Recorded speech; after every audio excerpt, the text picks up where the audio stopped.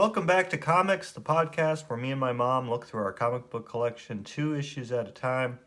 Today we're looking at Uncanny X-Men 171 from July 1983. A classic.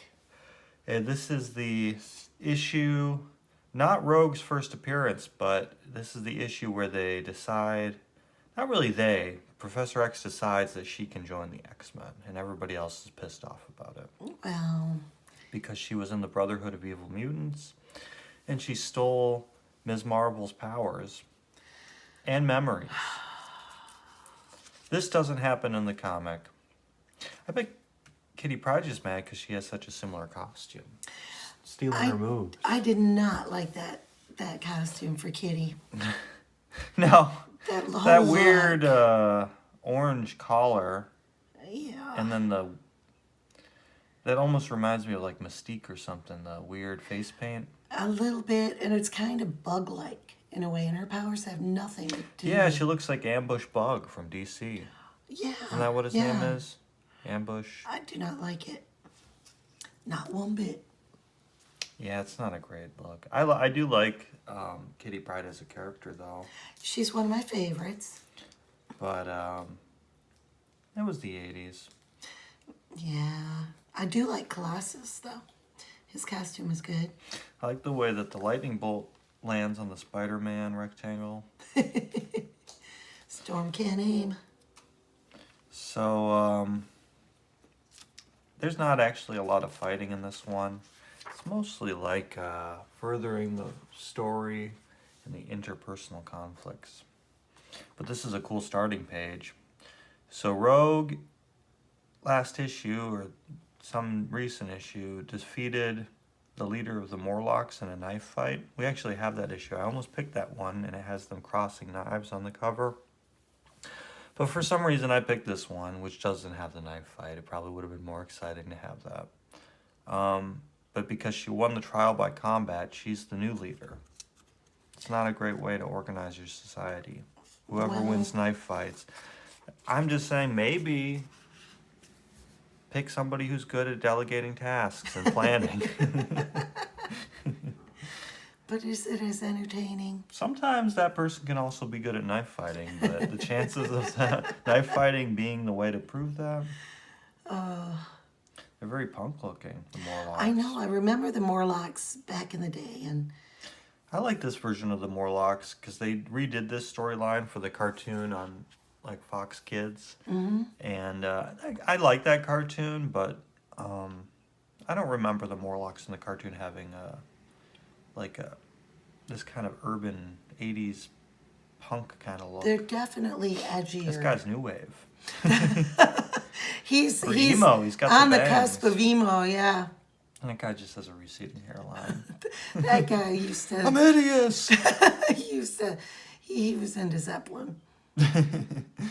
So they're like, we're not allowed to kill human beings anymore. They're all ticked off. Like, they treat us poorly because we're mutants. Just like you, Storm. She's like, yeah, well, I forbid it. Does anybody want to challenge me? And nobody steps up. So, I like Storm in this era of X-Men because she's a knife fighter. She's like a streetwise, like, tough. Yes. Because she was like a thief in her childhood in the streets of urban Africa. Yeah. But then she lived in a more rural setting, and they thought she was like the weather god in Africa. And then at some point, I think before this or after this, she gets bit by Dracula and becomes a vampire temporarily. Yes. So it's like a weird, she has a lot of different vibes. Whereas like some of the characters are more like, as much as I love The Thing, it's always like, no one likes me because I'm a monster. And he's like, I've learned to accept that I'm a monster. And the next issue, he's like, oh, but maybe I am a monster. It just keeps going back and forth. He does. But Storm has a lot of different facets to her personality. She evolved. She's not afraid to show who she is. Yeah, depending on the people she's around, she's a very different character. So she goes back to talk to Callisto, who's the lady that she defeated in the knife fight. Callisto's the former leader of the Morlocks, and the only reason that she survived, because it was supposed to be a knife fight to the death, was that one of the Morlocks is a healer and saved her life. I think Storm, I don't think it says this much here, but I think Storm wanted that to happen. I think they would have let her die just because they believe they're in Morlocks, right? Yeah, the knife fight's a sacred thing. You can't just be saving people from it. But I like this panel where she's like, we've crossed knives once, little mutant. Yes. Don't push your luck. She calls her little mutant. She's very snarky. I know. And then this attitude. Oh, We were Kurt enemies shows the up. moment we met Nightcrawler. Yeah, Nightcrawler's trying to be the voice of reason. You seem to be going out of your way to make an enemy of Callisto. We shall remain so till the day we die. Nothing I do or say will ever change that. Perhaps, but the Aurora I remember would have at least tried, he thinks to himself. It's like, maybe you're too tough. I appreciate that you're good at knife fighting, but... It is kind of nice to have a character or have other characters that push the boundaries of the changing. They're changing friends, you know? I like that about Nightcrawler. He's usually a good voice of reason, because He's my favorite. he lived with all those monks or whatever, or priests or something, when he was hiding in Germany. So maybe it gave him some wisdom. Yeah. Maybe it just made him really weird. I tend to really like the characters that have a rich inner dialogue or an inner, really, because the thing is like that, even though, he's kind of bombastic.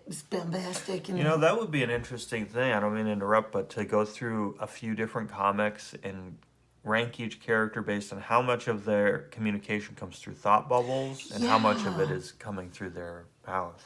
Yeah. Because I think that's... Is that what you're saying? Like, some of the characters are more reflective, and they don't necessarily engage constantly, but and they're have like... self-doubt and have those inner voices. Spider-Man would probably win that one. He's that's always true. self-doubting. Hulk is like that, kind of. Maybe more so. Depends as on the Bruce. version of Hulk, yeah. If Yeah. he's the smart Hulk or the classic Hulk or that Yeah. gray weird mobster Hulk. I do not like the gray weird mobster Hulk. That was a weird... He's kind of like Storm. He wears a lot of different hats. He's like, sometimes if I'm in Nevada, I'm a gray mobster with pinstripe pants. Ew. Everywhere else, purple pants. So anyway, we cut to Anchorage, Alaska. So this must be post-Dark Phoenix, because Jean Grey is dead. You would think this is Jean Grey, but this is Madeline Pryor. So this is Cyclops' new fiance, or I don't know if they're married by now, wife, something like that. He has a type. Well, that's the weird thing. It's like, if you knew somebody and they dated somebody who looked almost exactly like their ex that died, it would be hard not to say something. It would, and it would make you wonder, what qualities do I have that reminds me of somebody who went? Did he have a friend that died that looked like a blue gremlin? He's like, I will never have another best friend until... Well, it's just like someone's ego is so fragile, or their identity, that they're like, I have to recreate the thing that made me happy to like exact T. I don't know. It's a weird creepy. thing. Or I guess the point is, I think Madeline Pryor is like evil. I forget how it plays out, but I think she might be like a clone or like I don't want to give spoiler alerts, but it's kind of a well-known plot. She's either a clone or maybe controlled by the Hellfire Club or whatever, that secret Illuminati society. I forgot. Is Wolverine also in love with her? That's a good question. He's not in this comic, even though his head is in the teaser triangle. tease him, He's on, but- and I guess I thought Cyclops wasn't on the team, but he's part of the story. But I think the X-Men are now being led by Storm in Cyclops' absence. I never really. Maybe they're on liked their honeymoon. That's why they're in Cyclops. Alaska. I know. I once had a friend that in college who said his favorite character was Cyclops. I could just never get it. I'm like, really? Your favorite ice cream is vanilla? Your favorite drink is water? No, I don't know. I like Cyclops. I think the team needs like a really type A by the rules, like Well, I'm the yeah. leader character, like the straight man kind of thing, because so many of the other characters are like psychologically tortured or like Oh, yeah. outcasts, so they need somebody who's like that's the weird thing about Cyclops is he's so white bread and like I'm a normal man, but he's got this big bar on his face. Yeah. So That he he can can wear absolutely, sunglasses and it makes him look normal. That's the thing. That's but he why can't he's control so it at all not well, he with can sunglasses. or closing his eyes, I guess, right? Okay, I suppose closing his eyes. He's like, I love opening them though. I gotta see what's going on. Well, I know I feel like in some depictions, I remember the image of him putting his hands over his eyes to try to prevent it. So I think maybe he So can't. he's impervious to the. I don't know. We could be spreading all sorts of misinformation about Cyclops. Just because we We're don't gonna like get a him. disclaimer on our video from YouTube. You know that Cyclops? I heard. I I like Cyclops more than I used to as a kid. I used to hate Cyclops because he came into conflict so much with Wolverine, who's my favorite character, so it's hard not to have a grudge about him. But then I'm like, Wolverine's kind of a goofy character too. I feel like after being a fan of something for so long, it's hard not to start rooting for the more tangential characters the more you pay attention to Yeah. it because you're like trying to appreciate the more subtle things. Yeah, that's absolutely Wolverine's true. cool, but like, gosh, for the past few decades, he's been like the number one Marvel Comics character. He's died, he's come back, he's had children. I think, What? well, there's X-23, who was in the Logan movie we watched together. In the comics, she is actually like an X-Men with her own Wolverine-looking costume. And she has like two claws, I think, instead of three. In the Logan movie with Hugh Jackman, it was like I don't know if they even gave her a name or maybe they did call her X-23, but she wasn't like on a formal team because that movie was more like the X-Men had all died or whatever. I really Right. enjoyed that one. That's one of the best Marvel movies that they made or X-Men movies. Logan. Yeah.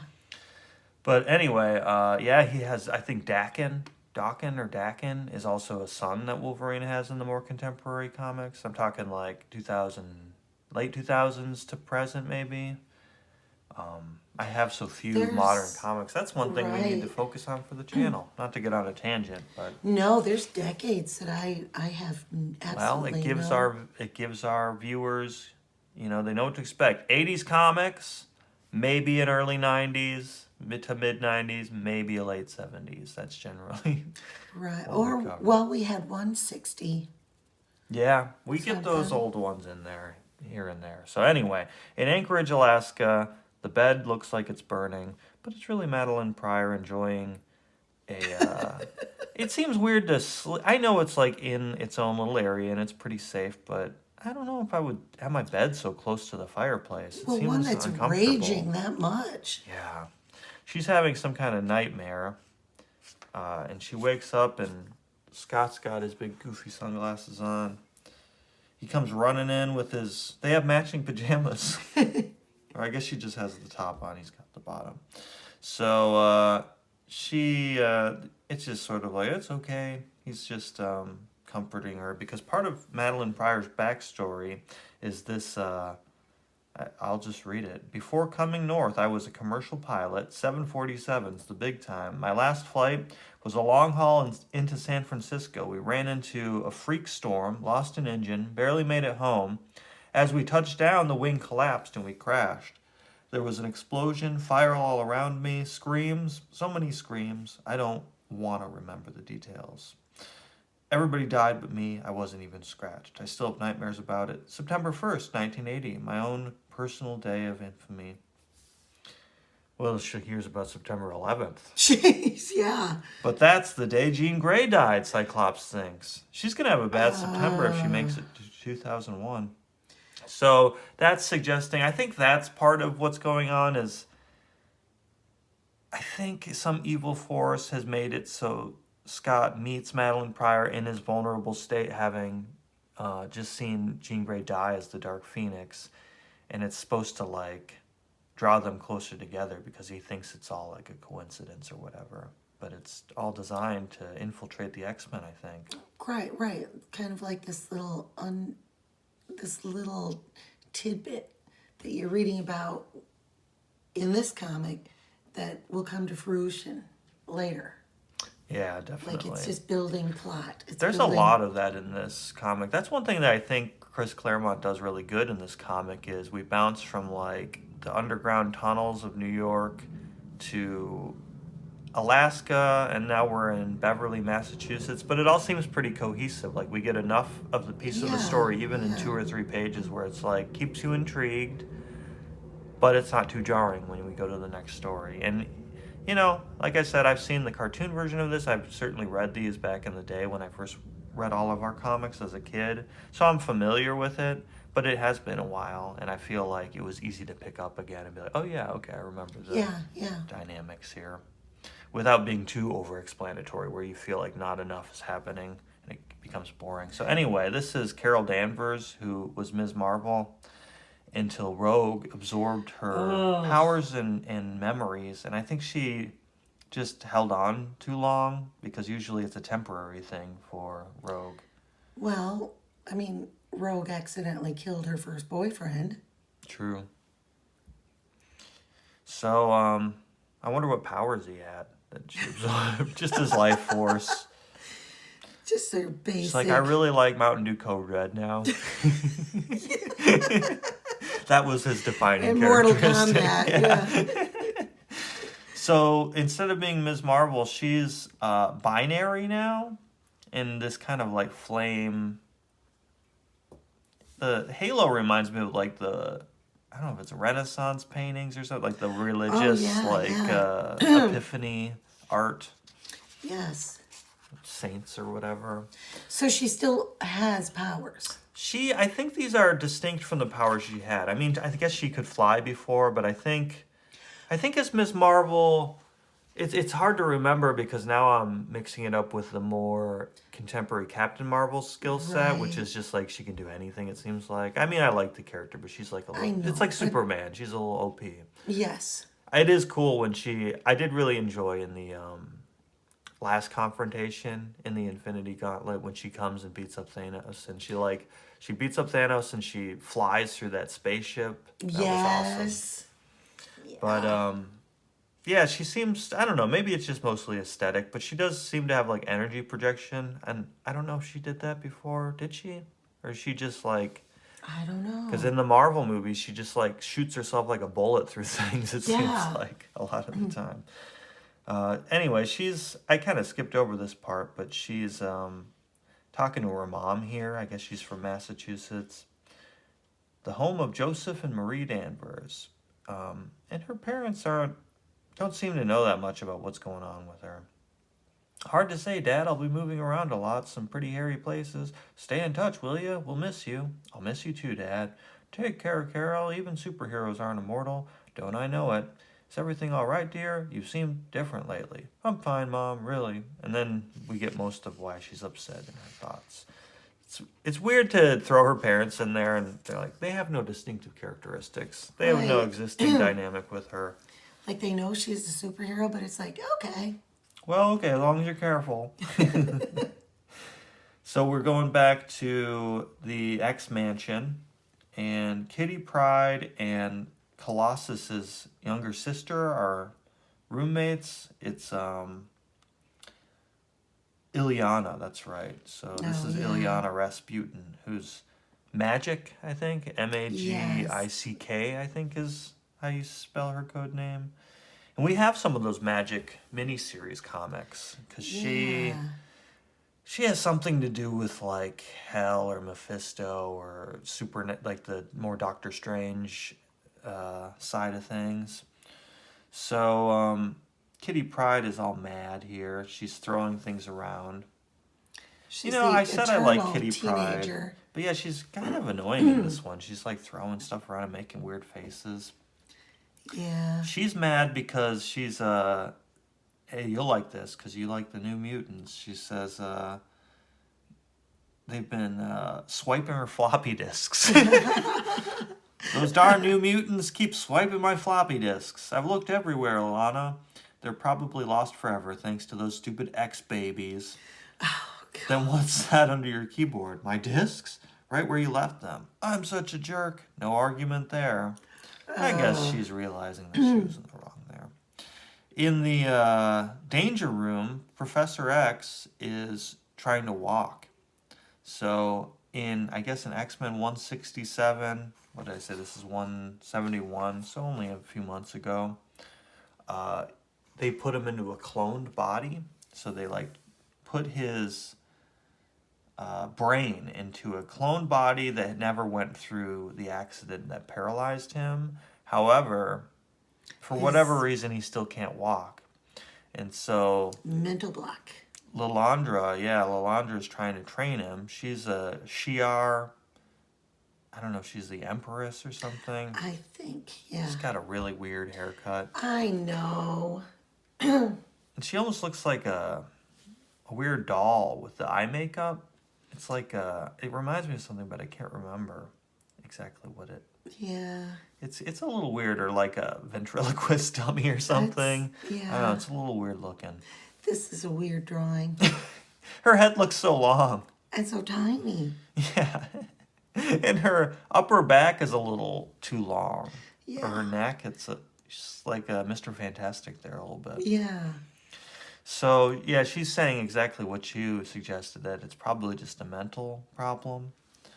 And he's saying that when I use my legs, my psychosomatic pain I feel inhibits my psionic powers, especially my ability to screen out other people's thoughts. Kitty Pryde's been throwing a tantrum. It's given me a devil of a headache. A moment's meditation should deal with it. There, that's much better. It's like, dude can meditate in 1 second. Wow. I wish I could eliminate my phantom pain as easily. And so, before they can continue their training session, we cut to Colossus, who is making quiche Lorraine. He's in like some kind of weird jumpsuit, or It kind of looks it's like like a gi kimono or something. Yeah. Yeah, like a workout. He was doing some karate, and then he's like, I need to make quiche Lorraine. So Pyotr Nikolaevich Rasputin ponders the complex mysteries and inherent contradictions of a cookbook. But he's summoned by Professor X mentally, and he's thinking, well, it seemed like, from the tone of his thought, that he's upset, so he transforms into his better known and liked form. Everybody likes him when he's metal. It's much more interesting. I like the detail on his knuckles, the little circles and the lines that go to his wrist. That's cool. It gives it a dimensionality. Yes, with the lines over the curve of the thumb and the fingers. It makes it like... It makes you think about, man, what would it be like to be punched by those hands? Not only are you getting punched by steel, but it's not even flat. Like there's ridges to it. Brass knuckles. Exactly. And who is it but Rogue? And he's ready to fight. I guess knocks her off her feet, but she's like, I came here for help. And everybody, of course, is a little skeptical about this. But Professor X, you can always count on him to be compassionate, I guess. Everybody else, you could tell, they did this drawing well. Everyone's on edge, except for him. His pose is so casual. Yeah, he's holding in a fart. He said he scanned the estate, and he's saying this to Nightcrawler, and she's quite alone. So this isn't like a ambush by the Brotherhood of Evil Mutants. He's made sure there's no other thought. But then again, doesn't Magneto wear that helmet that blocks his telepathy? So I mean, it could be Magneto. So he wants her to explain. And ever since Rogue had absorbed Carol Danvers' memories and powers, it's been driving her crazy. And she says it was an accident to begin with. She didn't mean to like permanently sap her powers. And we get another really weird squinty facial expression from Kitty Pryde. Yeah. She's like doing her Robert De Niro impression or something. And just like they do for the thing, they give her a little dialect, mostly by just saying ma instead of my. I My think, powers. My powers are out of control. is she Southern? Where's she Yeah. from? Yeah. I want to say like Louisiana. No, that's Gambit. I'm Gambit, thinking of yeah. Gambit as, I don't know. That's the weird thing. She's from Canada. The slightest touch triggers the transfer. It's getting so I don't know anymore. AH instead of I. I don't know anymore which thoughts or memories or feelings are mine. So yeah, it's a Southern thing for sure. It definitely, because when we first moved down here, I remember your sister went to orientation at the high school. And Everybody's like, my powers, my powers. they were playing some word game or whatever, and somebody, like Pictionary or something, or maybe charades, and somebody kept going, ah, ah. Oh. And it's like, what is going on? And it was I. It freaked her out. It did. She was like, I didn't know what people were saying. It's funny how pronunciation can really throw a wrench in things. It really does. He's German. He knows that. He knows more than anyone. They don't really play up his accent, though. If you ask me, a most apt punishment for your crimes. He's like, see, I'm from another country and I can speak perfect English. He sometimes, when he calls people Fräulein, and He does. He'll play it up. That's when you give him a saber and he becomes a pirate. Any chance he can get to become a pirate or like a Cyrano de Bergerac kind of guy. He likes sword fighting. That's probably where it comes out the most, his eccentric side. It seems like Professor X's, it gets cut off and it makes his forehead look way too high. yeah. And we were laughing at his weird lip before we started recording. That is a weird drawing of. That's not a very flattering drawing of Rogue either. No, she looks like she's 40-something, and he looks like he doesn't have teeth. Yeah, she looks like Mitt Romney Ooh, yeah. from the nose up. And of course, she's got the signature white stripe of Marvel characters side here. Yes. I always wondered when I would get that when I got old enough when I was a kid. I guess if you're lucky, you either go coming. bald or you get the white stripe. Or you get that. Or the, The porcupine. I don't want the Shiar. It's weird how many furrow lines, 1, 2, 3, in the faint fourth. His nose, yeah. the bridge of his nose has so many lines. I guess he's got a lot of stress in his life.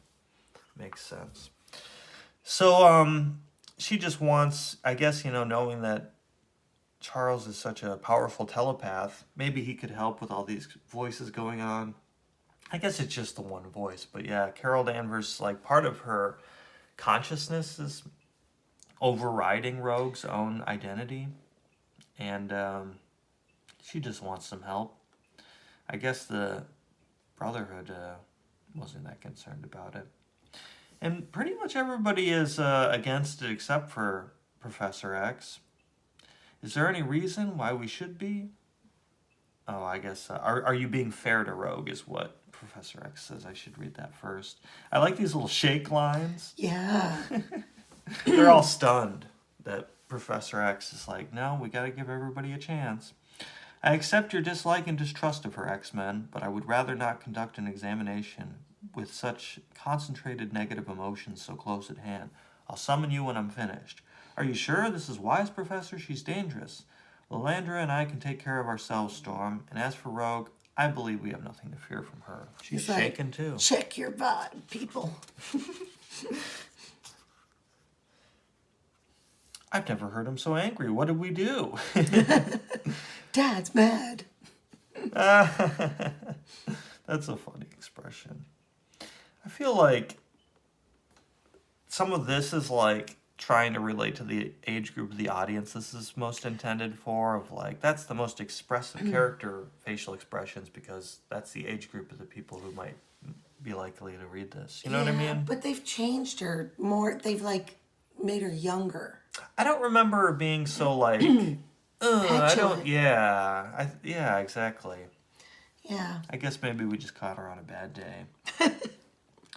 So, I guess Storm says, the professor gave us little choice, Kurt. We must assume he knows best. She has faith in his judgment to some degree. They're going to the danger room, and Kitty Pryde is up there with Colossus's sister, who turns it, programs it into Belasco's throne room here. Belasco is that Satan-looking demon who in Magic's miniseries kidnapped her, and he's an interdimensional demon lord, or other dimensional. In his dimension, time passes at a different rate than on Earth, so she was like a child, an adolescent, and became a teenager during her captivity before the X-Men rescued her. And I think, if I remember from that miniseries, the reason Nightcrawler's naked in the background is because he mind controlled him or made him he's like, you're a demon, so you work for me, kind of thing.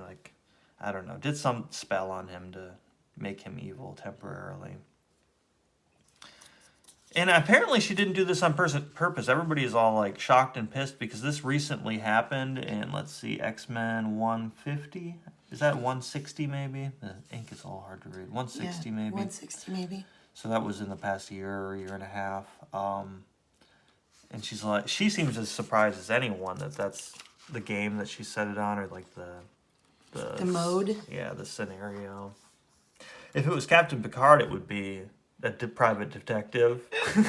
Yes. Or Sherlock Holmes. Those were his two favorite games. Look at that facial expression. She grows a unibrow and gets red eyes. Yikes. And Kitty Pryde's like, what the heck's wrong with you? I'm going to revert it back to normal. And Ileana, meanwhile, pulls out this blade. And she swings at Kitty, who becomes intangible. However, it still cuts her. Whoa. She's like, what's up with that sword? So she knows she has to use some acrobatic martial arts and kick it out of her hand, because apparently her power doesn't protect her from it. And that snaps Ileana out of it. She's like, wait, what's going on? I saw Belasco. I remembered. So she's got some kind of trauma from, as anybody would be upset about being kidnapped by an interdimensional demon and then coming back and you're 10 years older than you were when you left. Jeez. And they all run in and they're like, we really didn't care for that See, hologram. Katchin. Yeah, I guess that's not perfect English. But he can code switch. Rogue is stuck in rogue mode. She is. She doesn't have that She's sophisticated kind of literacy. Hammer kind of character. She doesn't have the sophistication of a sword, or she's a Hammer. Which is weird because her whole power is stealing powers, but a lot of the time it's flying and punching things really hard. Yeah, right. Because you think she doesn't like to absorb people's powers, if I recall, right? It's kind of an ordeal. It's creepy because you get everything. And somebody may look normal on the outside and you accidentally, brush skin with them and find out they're a mass murderer. Or find out they have a fantasy of being a pirate.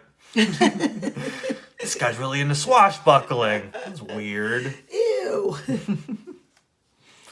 So, in Aurora's attic loft, she lives up in the attic, and Yes. I guess it makes sense, though, because she's got a garden up there, and she can... I don't know if you want to... Maybe there's ventilation up there. You don't want it to have a rain cloud in the interior of your house. In the basement or It gets something. all moldy. Yeah, the basement. So, she's having thoughts about being the leader now of the X-Men, and, it would be nice to just go back to Africa and be a god. And, yeah, why don't I go? and she's been so busy that she's neglected her plants, but with a gesture. This is a cool drawing, though. Yeah, I like that profile thing. You think she would... Did she always wear that little... Is it like a hair Hold her hair back, maybe? Yeah, I guess. It seems like it would be uncomfortable if it had to go over your whole cheek. Yeah. But anyway, she's a little stressed out. She can summon rain clouds just with a gesture, but there's, it's not all it's cracked up to be. The same inner metamorphosis seems to be making me a better leader of the X-Men. Is that bad? I feel as though I stand at a crossroads. To remain an X-Man, especially as leader, I must sacrifice the beliefs that give my life meaning. Yet the alternative means leaving those I love forever. This is my home. They are my family. How can I desert them? And Xavier told me the day we met that my powers should be used for the benefit of all humanity. Was I wrong to listen? Can I deny that responsibility? I do not know. I do not know. Thunder? And she, in her becoming in a bad mood, has accidentally made a little storm that breaks one of her plans because the weather is affected by her emotional state. She is summoned by Xavier. Storm, my examination of Rogue is finished. Please report to my study. That would be so abrupt to be like doing your own thing. Yeah. And oh, you're intruding in my thoughts? Thanks for that. Yeah, and it's like he's in your thoughts, but it's like the way that they visualize him in the comic, it's like, ew, get out of here. What? You're in the bathroom. Yeah, and what if he's a telepath the way some people text, like a short message, another one, and before you can respond? I mean, I think everybody's thought of another thing they needed to say a couple times, but like some people habitually do that. And what if he did that? Oh yeah, and can you grab a donut? And he's a boomer. And a Mountain Dew? He's a boomer, so it'd be ... Yeah, he'd give you the ... But this makes you think that she can see it because... Yeah, it's visual. It's not just auditory. Like, she threw a knife through my face. I know, he's pissed. Wouldn't you be, though? She's supposed to be the leader. You think she'd be level-headed. So she's losing it a little bit. It is because of you that I became an X-Man, old man. I know. That decision is destroying me. As I broke my psi-link with Storm, I caught a thought flash from her. She's unusually disturbed. Have you probed deeper to learn why? That will have to wait. Rogue is my primary concern at present. If it's a serious problem, she'll no doubt tell me. I wouldn't be so sure she's throwing knives through your telepathic head. Yeah. Rogue is your priority? I do like this. That it almost seems really like it would have been a cool. better first page reveal, because then you can't help but look at that when you turn the pages. Yes. And you're like, oh wait, I have to look at this calm scene before I can watch the action. So they're back in the little study or library or whatever. And he's like, you know what? We're going to have Rogue be a probationary member of the X-Men. I've talked to Lilandra about it. And they're all like, you mean Yoko? And Storm's like, no. I beg your pardon, Storm. I lead the X-Men, Professor. I think that entitles me to some say in this matter. She's got a point. You know Rogue's history. Are we expected to fight beside someone we dare not trust, who might betray us at any time? Meanwhile, an unsuspecting binary at last returns home. She doesn't even know that Rogue is there. She's come to visit the X-Men, Carol Danvers has. Oh, and she punches her into space, look! Wow. She punches her all the way to space. So I guess when I said there's not a lot of action in this episode, or this issue, someone does get punched into space. There's a lot of talking and reflection, but they're like, oh yeah, we forgot to have fighting, so let's have someone get punched into space. That's like enough violence to last the whole issue. So Carol's still got a lot of power. Definitely. Well, that makes me think, I think it's a slightly different set of powers or source of her powers. That's why she has the weird halo of flame. But yeah, she's like, now I gotta come back to Earth. Apparently Rogue can survive the depths of space with no spacesuit. I guess that was part of the Miss Marvel powers. So, wow. Here we go. Outside, Tavorish waiting for Rogue. Get a little bit of the Russian. Colossus Russian. We got Russia, Germany, Africa. Mississippi, Africa. Binary, no more. Let me go, you big lummox. I don't want to hurt you either, Peter. She's just whooping her. I like this first person, you're flying with Rogue, only to BAM! Yeah. Nice try. Wow. So, Xavier butts in and he's like, as long as Rogue is under my roof, you can't punch her into space anymore. And she's like, really? I wouldn't have thought you capable of such cruelty. to protect the person that caused her so much grief, and she lost her Wow. powers and her identity. What are you talking about? What's my life got to do with you, huh? We never even met before today. And she's like, oh, I didn't recognize your flaming face, Carol. The woman whose life you destroyed, Rogue, except that now I possess the power to do the same to you. Professor, if Rogue stays, I go. That's what Storm says. Ah. My apologies, Herr Professor, but we all go. So there's a little bit more of that German. Yep. You can't blame him. Brenda would be like, hair? Like, hair on your head? What? I see. We pick and choose who we help. Is that it? Some are worthy, others not. Who was it, Aurora? Told me Wolverine was an X-Man not because of his sterling character, but his potential for good. That to deny him, though we abhor his violent nature, would thereby deny our true reason for being, which is to help him achieve that potential. The same argument holds for Rogue, does it not? Of course there's a risk in accepting her. But consider the alternative. At least with us she has a chance for a better life. Deny her and we condemn her outright. And that I will never do to any mutant, so long as breath remains within me. I trust you as I would my own father, Professor, so I will put aside my fears. I give Rogue her chance, and I ask my friends to do the same. That's Colossus. Peter always is the one to give in first. Yeah, I feel like he really believes in Professor X a lot, so he'll defer to his judgment more easily than some of the other characters. I will if I have to, but I won't like her, ever! That's Kitty. And then Nightcrawler changes his mind as well. That really weird shot of Professor X there. That His beady little eyes. She's squishing his face. Squishing his And face. Carol Danvers says, that's what it was. What do you want from me, Charles? Understanding, approval, I'll concede one, but not the other. Rogue tore my life, my very soul to shreds, and those scales can never be balanced. I'm sorry, I'm just not that forgiving. I have nothing to lose here, Charles. No real ties to break. That makes my decision easy. I'm not an X-Man, and all of a sudden, I'm glad. Wow. Damn. Will she be back? In her own time, perhaps, Fraulein, when the hurt is less. Aurora? Carol's right, and you are right, Professor. So which is the better road to follow? Like all of you, that is a decision I must make for myself. What now, Wind Rider? She is Morlock. Would that I could soar home, free and uncaring as a bird, to the woman I was, the life I led. Does every adult yearn so for childhood, every person face such awful dilemmas?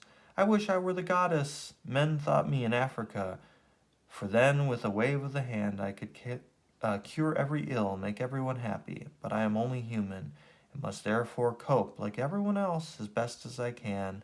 This is the moment of This is my moment of truth. I want to leave, yet duty commands I stay, though that means accepting Rogue. Whatever I choose, I will no longer be the woman I was. But what will I become? Aurora. It's kind of a circular thing. Aurora or Storm, which is it to be? Next, Scarlet and Glory. So it was a very Storm-centric issue for being a rogue. Yeah. Apparently, it's a milestone in that Rogue has a turn from evil to good. She hasn't really done anything good to prove that, but it actually turns out being more of a Storm. Yeah. Well, I wonder if I had picked the Storm Night 5 cover, if it would have all been Rogue. We done a Firestorm comic? Is this our very first coverage of Firestorm on this channel? What was it? I think he was in the Super Friends comic. He's been on the teams, but as a Firestorm centric. I'm good. Like a solo title. I don't think we've done a solo title, but I know that we have dealt with the Hyena. Because remember I said werewolf.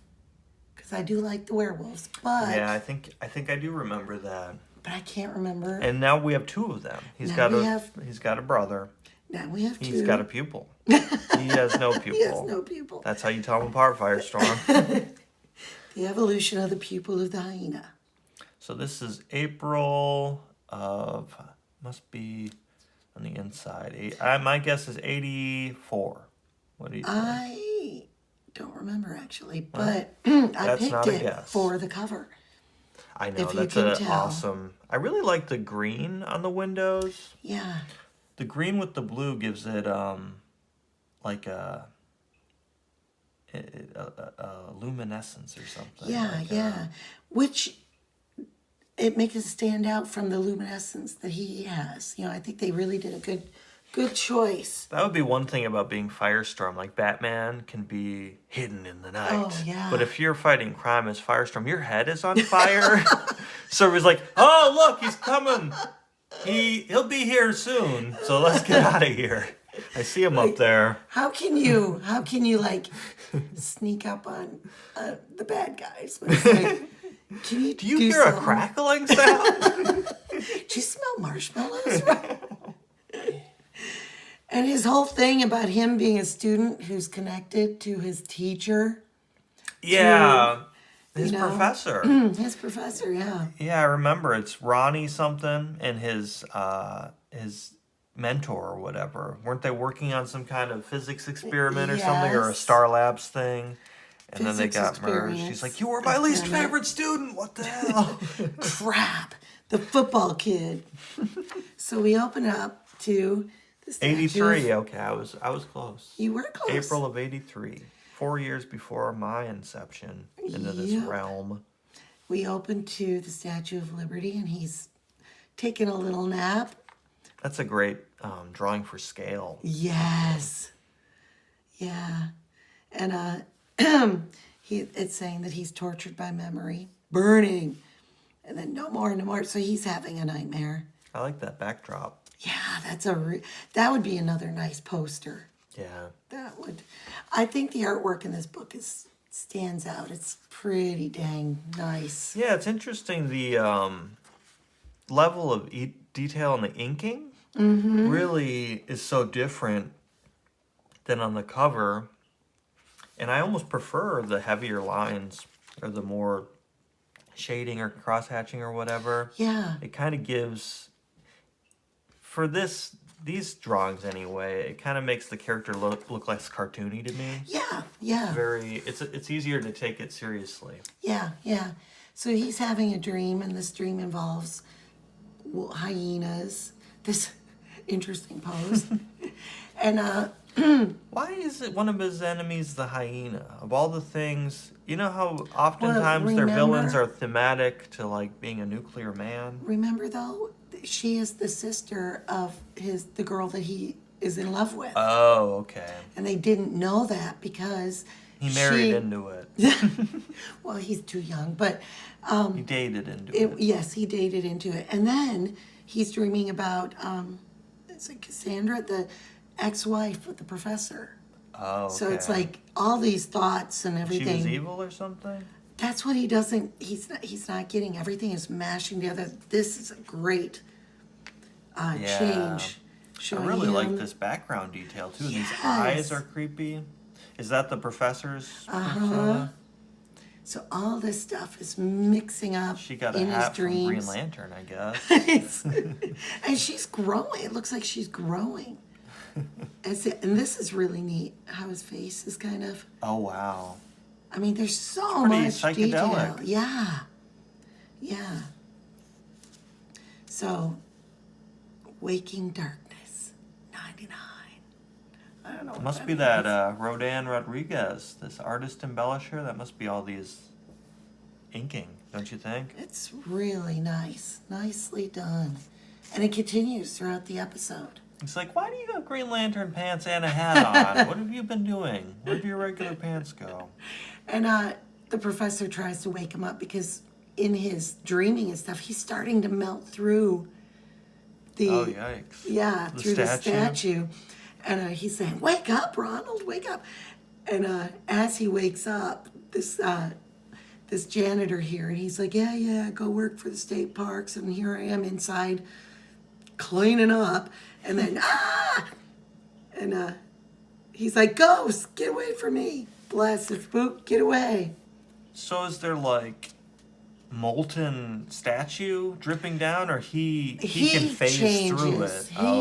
Well, actually, his power is that he can change elements, but they have to know what goes into it.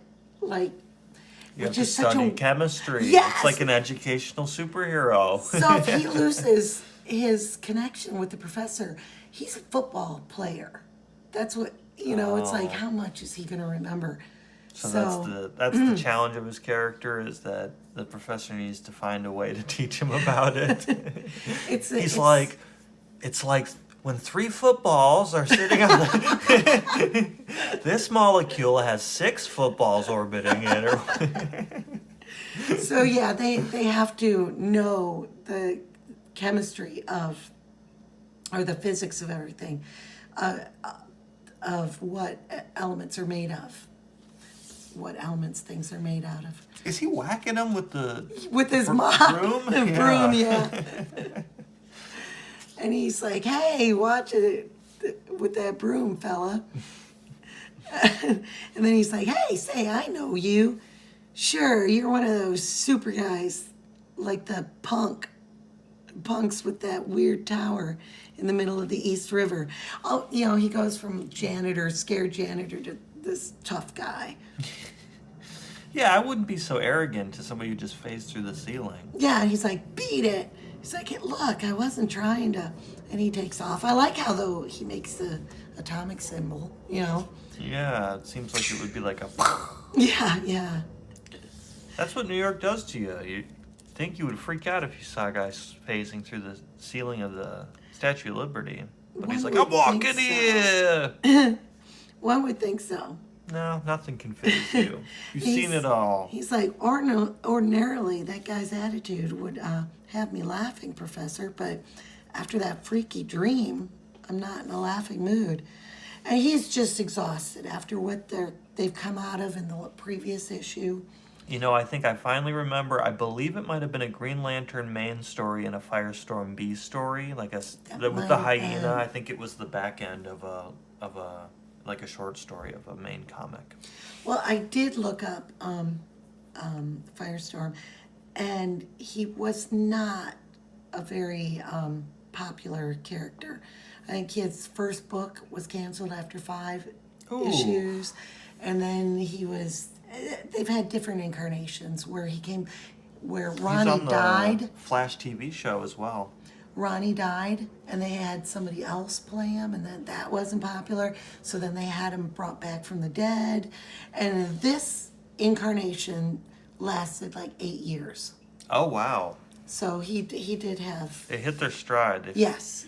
That's weird, because the Flash TV show, the CW show, has Firestorm, and then I think the actor who played the Ronnie, the kid, didn't want to commit to the series, so they actually recast him, which I think there is a second incarnation in the comics as well, so they had him be that version. And I only watched a few seasons of it, but he only popped up from time to time. I think he might have been on the Legends of Tomorrow team show.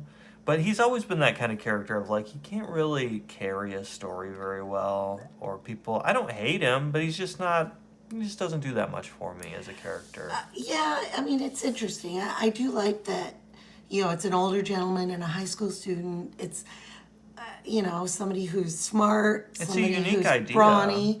Yeah. And apparently in this incarnation, they lasted longer and they could tell more stories. But, and maybe that's what that Green Lantern book was, a story introducing the character. Yeah. It seems like he does best on a team as part of an ensemble. And I can see that, because he's not sneaking around, not with that flame on all the time, and yeah. So anyway, they're talking, and they talk through that. He's just exhausted, and he's coming back to school, and he's like, the professor wants to talk to him about his ex-wife, Clarissa. And he's like, "Dude, we just inhabited the same body all day. I don't want to talk to you anymore. Yeah, I need a break." And he's tired, and he's like, "Okay, all right, we'll talk later." And so he's trying to get to school, and who pulls up but Clarissa. Oh, jeez. And not driving very safely. So he's like, oh crap, because he doesn't really know why he's thinking of her and stuff. And she's offering to give him a ride, and he gets in, and so they talk, and it turns out that she wants to get back together with her husband. And so she asked Ronnie can you put a few good words in for me? And he's like, oh, geez. These motion lines in the traffic are intense. I know. They're driving on 65, I think. Trying not to get on the bridge. Yeah. And, yeah, but these drawings, you're right, they're very portrait-like. Yeah. There's a lot of dimension to them because of these shading lines. I like that. Yeah. So anyway, he's like, oh boy, all right, I'll see what I can do. And she drops him off at school. He goes in and he's like, geez, I'm late. Dang it. So he goes into class, he sneaks in and he's thinking, guess there's nobody, because he's wondering, who can I talk to? Who's going to understand, that I have this old guy in my head?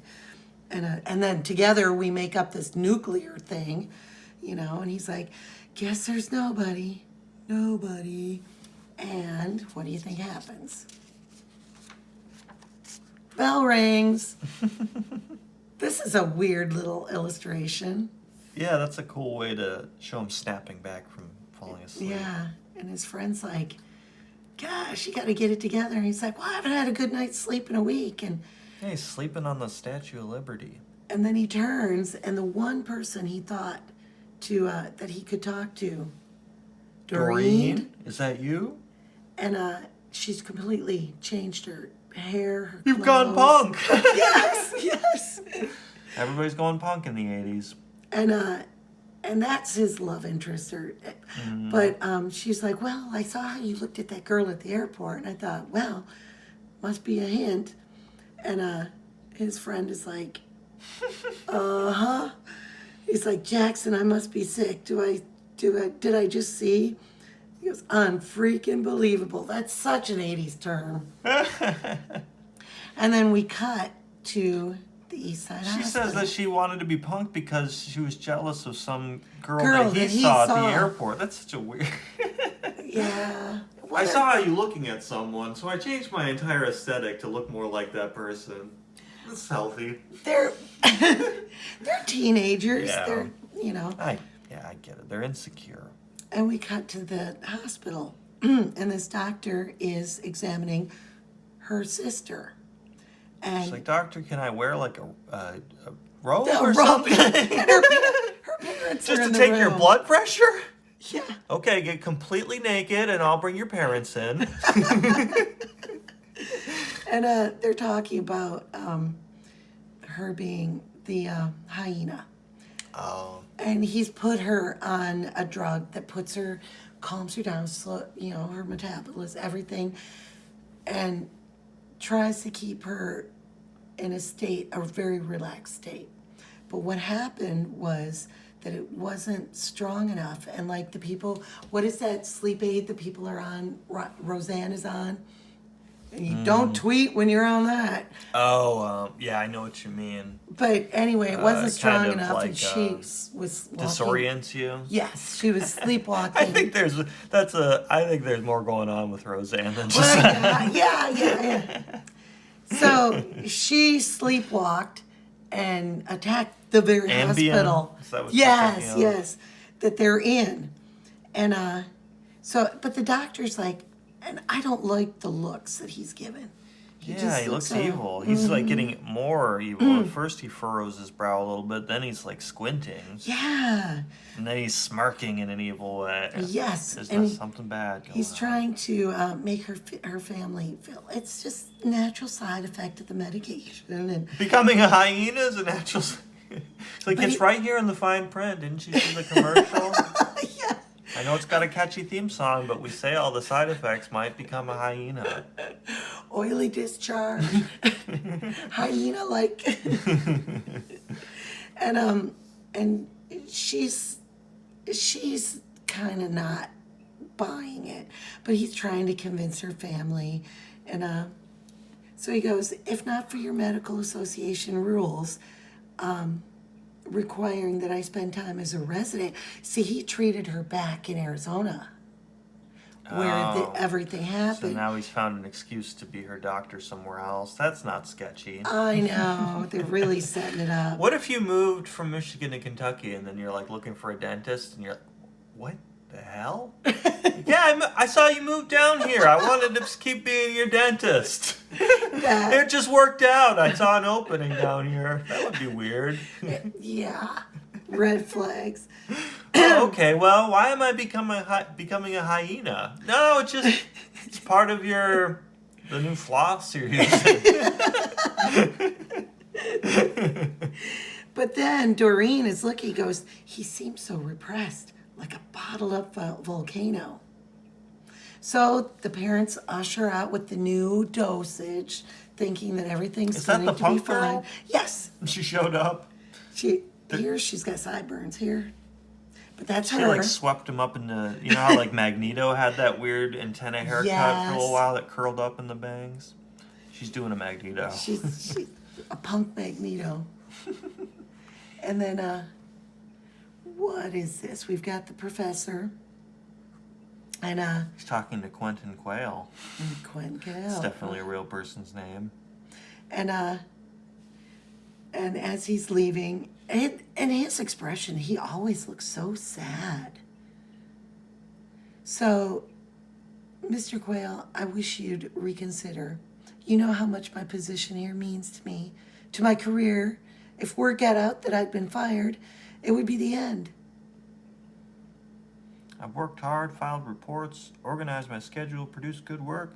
Perhaps so, Stein, but as project manager, I have to be concerned with the overall picture. And in the overall picture, Professor, you don't fit in. So this is concordance research. He's getting fired.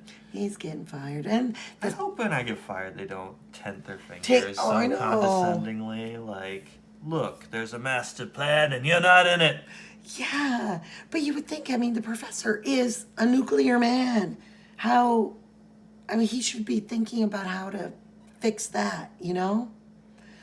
He goes, At when least word these gets days out. you get fired by an email or a text or something. It's less confrontational. Oh, yeah. They're like, yeah. well, you no longer work here. Just don't stop coming. We don't want you to. You don't have to But be you'd brought be into the thinking boss's in the back of your office. head, he's tenting his fingers. I know it. He does it with an emoji.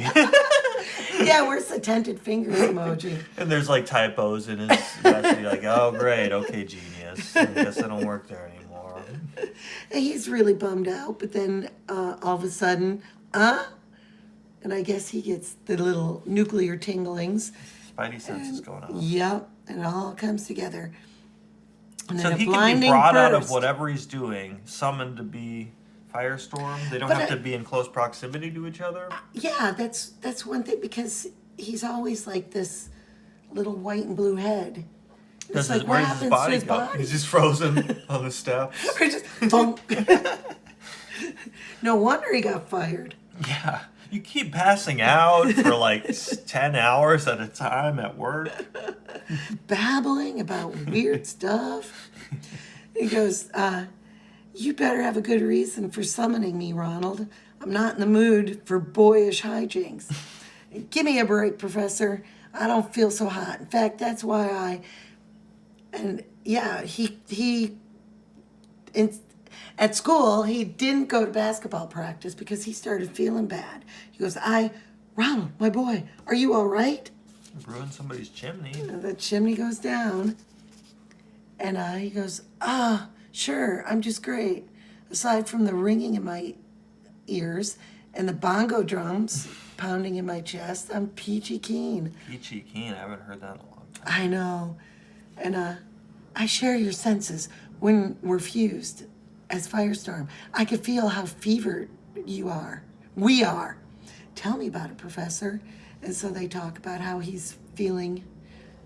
What is he doing with his powers? Nuclear things. Nuclear thing. But he's saying how in the base of his neck he's feeling these feelings and That's where the new hyena scratched you. yes, Oh, the last time. no. Is he gonna become Everyone a knows. Everyone knows. You better seek medical help. And quickly. That doctor who treated Summer, what was his name? Dr. Shaw, or maybe it was she. So he goes to the hospital, and he's not even thinking, so he goes right through the wall. Sorry, fella. And What if you're taking a crap and he phased through? I You're know, like, the whoa! bathroom. I want some privacy. He'd probably take a quicker crap. The new hyena didn't he appear near this hospital? And then he goes, Ronald, I just had another thought. Suddenly I have a bad feeling about the good Dr. She. A nice quiet rest will do wonders, miss. I hope so. I've been so nervous lately. Oh my! That would be so creepish, but look at this. That is such a cool detail. Looks like a hyena. Ah, we're just being paranoid.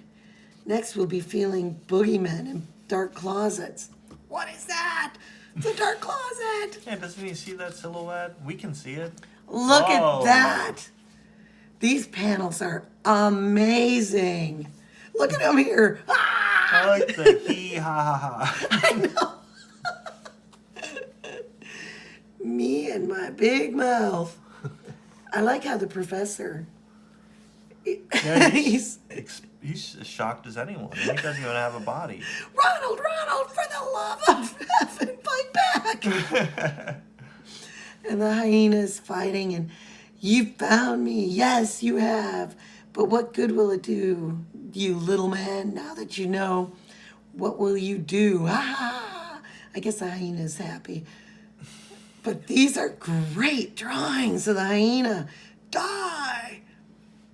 Excellent artwork, and they shocked doctors. Yeah. He goes, Professor Stein, help me. Excellent artwork in this book. I know. This is a great drawing of the hyena. Look at you all. You're pathetic, terrified little men. What do you know of suffering? Why is it always... I probably just forgot from the last time we saw the hyena. I didn't expect them to be so conversant. I thought it would be more animal-like. Yeah. They have a whole monologue they're going through. He's always got the hee. I'll teach you. Fear. You think it's like the Michael Jackson? I can't do it. He's got a moonwalk. Yeah. And then he's like, oh my God, what is it? We got to call someone. And as he's running, you could see him as they set up his fall. Just one really long. Yeah. So crazy. Anyway, yeah, this guy's like, we've been waiting here forever. He's like, oh, never mind. I do like how they use the small font to show volume change. Yeah. That's a clever thing to do. It's a very nicely drawn book. These are some nice panels too. We cut back to, don't try, move, under restraint. He's like, restraint? Why? What's happened? Oh no, don't tell me. But we can see his furry little face, furry flames. That's a cool, like the pool effect, the ripples. Yeah. The artist did a great job on this book. Yeah, really. A lot of detail with the fur there. Yeah. That's cool. It's very, very entertaining to read and look at. And so the doctor's explaining, but there seems little doubt that you've been infected, that you're slowly becoming... No! I ask you not to tell me that. It isn't true. And this is, please, could I talk to him alone? And I think the hyena would be making other hyenas. If it was that easy to transmit, they would be making other hyenas all the time. Because a lot of people seem to get involved in the crossfire. You know what I mean? One little scratch, maybe. True. But, you know, I mean, if you were a werewolf, then you'd have to deal with another werewolf. I don't know if I'd really want to... It's a weird thing that the vampire and werewolves both give it to other people, but the vampires, it's much more deliberate. The werewolves, like, they can't... They get I guess so they're both... mad. And I guess it depends on what... Because the werewolves in Twilight seem to keep their mental capabilities when they change. And in some movies, they're just wild and vicious. Yeah. So anyway... in this one, if you're a hyena, you give speeches. And he giggled a lot. Yeah. And he goes, I'm not sure what's a good idea, Miss Day, or that's a good idea, Miss Day. No telling how he'll react. Look, I came here when I saw the TV reports because I wanted to help. No way, sister. The guy's dangerous. Dave, she's right. She knows as much about this hyena character as anybody. Give her a chance. 5 minutes. That's all I ask. He deserves to hear the same explanation I gave you. He goes, okay, but only because your pop's a friend of mine. I know Bert wouldn't raise a dumb kid.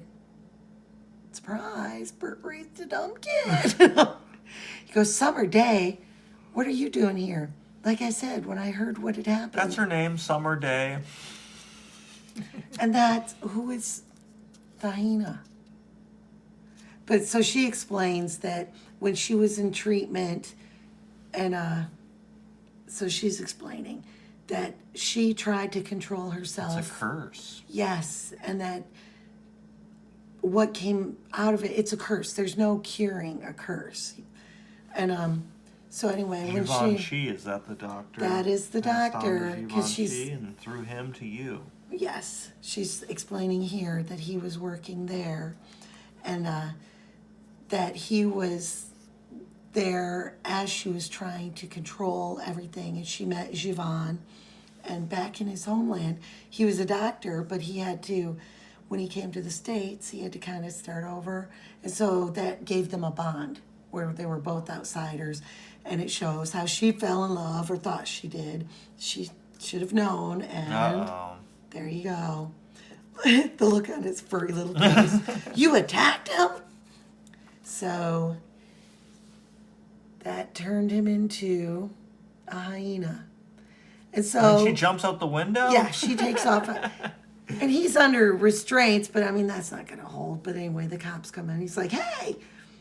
And you heard that, Policeman Ronald, right? Jivan must be all animal by now. They know he's got, maybe they thought maybe his firestorm powers wouldn't apply now that he's in hyena form or something. But he was His head's been on fire. Yeah, the whole time. You would think, but they thought just strapping him down would work. So what else are they going to do, I guess?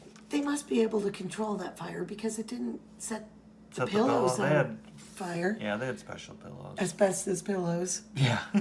So anyway, they figured that he's gone all animal now. He enjoys being a hyena. So she goes off and tries to attack him. And so Firestorm's like, well, I gotta go too. And, I like the detail on the fur here. Yes. And the doctor, or the professor's like, Ronald, our heart's beating so quickly, and we still feel so fevered. Are you certain you can handle this? Well, Professor, the way I see it, the kid here hasn't got much choice. He talks about himself in the third person. Or first person, I mean. It's weird with that trend. We saw that in another comic of the kid can, blah, blah, blah, like the calling oneself the kid in third person. Yeah. It's a weird, I forget what comic it was, but yeah, it was a very similar phrasing. So Summer said Givenchy was a sweetheart, but so far he's caused more damage than a small war. Maybe I'm stating the obvious, but turning into the hyena must have twisted his mind. Look at him, waiting for me, begging for it. What about our mind, Ronald? Our shared mind is Firestorm. Should just stick his head on her. Maybe that'll help, because the professor hasn't been contaminated. So maybe that'll be key to how he reclaims his Firestorm. Talk later, Professor. Just now, I've got work to do. Nice cool. Drawings. Really Long nice. snout of teeth. So anyway, she shows up. I like how they show her climbing up over the edge of the building. A figure whose blood-red eyes reflect no humanity, whose jaw slowly lift in a raging snarl, and who springs at the others with a howl like the wailing of the eternally damned. Oh my God, it's Summer. Now she's after me too. And I wonder if it's because of her connection to the doctor, or if because they're human and they don't have the powers of Firestorm, that the hyena takes over them more completely. But blast, you get away. Dear heaven, boy, are you out of your mind? You're not on the roof of some 2-story building. She's going to fall over 100 floors. You've killed her, Ronald. You've killed the sister of the girl you love. Oh no. No! To be continued. I like the blood pool on the letters. Yes. Those motion lines are really cool too. Yes. So it leaves us in a cliffhanger.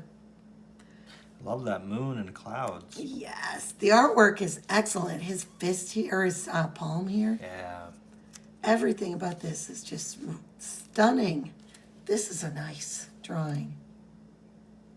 I That's love awesome. all the atomic symbols there. Yeah, that's a cool way to differentiate his blasting powers from other characters. Yeah. So that is it. This is nice. Howl. I did not see that in the part of the collection that I have at home. Yeah, it doesn't look familiar to me, so I'm not sure if we have the follow-up to this one. I know we have a couple of other Firestorm comics in general, but It's a really good story, though. yeah, I really enjoyed that. I think the different shades of orange or reddish orange work for these two characters because you get, the yellows, the oranges, and the reds. It's a nice palette. Yeah, And then yeah. his enemy, and when he becomes a hyena, it kind of gels nicely. Yeah.